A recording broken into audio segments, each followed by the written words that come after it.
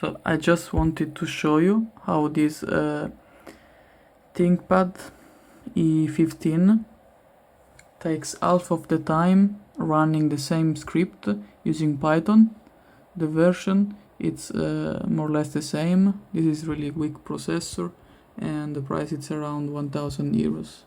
So this is, it just need these input parameters, and there is a file in this folder which is red, and then it does some calculation on it. It writes an output and also shows some images. So this one takes about 25 seconds.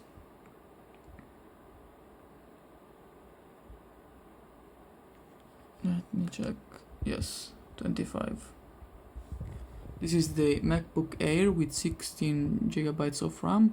Nothing it's running. It's a Dropbox, so I can close it. Force quit. Activity monitor as well. Yeah, so this is completely free, and we run the same. It takes like almost double the time.